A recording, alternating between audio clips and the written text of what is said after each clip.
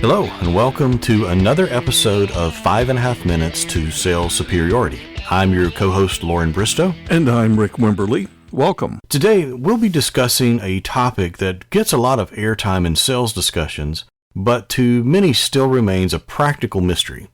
The topic is prospect pain discovery. It's the art and science of understanding prospect needs and ultimately how your products and services help solve problems and relieve pain.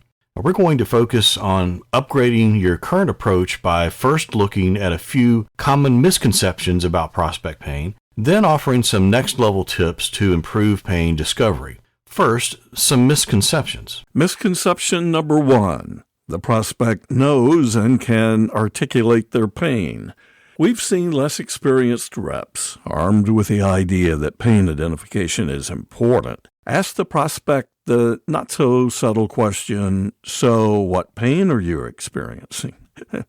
Then to the rep's dismay, deafening silence on the other end of the line. Why? Well, one reason is the prospect may not have a full understanding of their own problems, pains, or needs. Another reason for the silence is their pain can be thought of as latent pain, meaning hidden or dormant problems that are not immediately obvious. Sometimes they need to be introduced to a better way of doing things before they realize their current approach is inadequate. It's like the first time I saw a 4K TV. I didn't know I needed one until I saw for myself the difference in picture clarity. Then I realized I was missing out. Exactly right. Sometimes truly innovative solutions can bring latent needs to the surface. Misconception number 2. The prospect will tell you their pain even when they are fully aware of it. It seems counterintuitive that a prospect wouldn't immediately bare their soul to a concerned, consultative salesperson such as yourself. The driver here is not that a need doesn't exist. It's really just a lack of trust. Misconception number 3. The stated problem is not the real problem.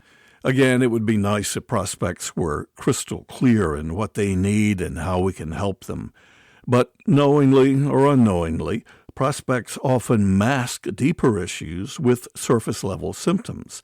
In fact, it's rare as salespeople we actually know the whole story. We'll talk in the future about discovery that uncovers emotional, political, and ego pain drivers. But for now, just be aware that things are not always as they seem. So how do we deal with these misconceptions in our pain discovery? Well, here are a few tips. First, obvious where does it hurt questions are not as valuable as situational questions for uncovering pain. For example, it's best to ask a prospect, can you describe your organization's current approach to cybersecurity? Then follow up with questions like, what do you like about your current approach? Along with, if money weren't an object, what would you change about your current method? Now, this line of questioning disarms the prospect, gets them talking, and reveals greater insight into how you might or might not be able to help. Second, as a sales team, formally identify and describe common pains or objections. Companies don't usually solve 100 pain points, typically less than a dozen. Capture your common pains, give them a label and a brief description. Then train, practice, and use discovery-focused online tools to aid in recognizing core pains, even when faced with different scenarios. Third, recognize all pain is not created equal. Remember to pursue questions that uncover the level of pain the prospect is experiencing, particularly relative to other problems. Is the pain you've identified really big enough to warrant a significant investment in time, money, and resources to solve it? Fourth, be sure to effectively connect the prospect's pains to your solution's specific features and functions. So many times we've seen reps waste a good discovery call by later delivering an autopilot pitch or demo that's not tailored to discovery findings. Another great exercise for sales teams is to take each of the pain points identified earlier and define a few key points in your solution that addresses that pain specifically. We call this pain mapping.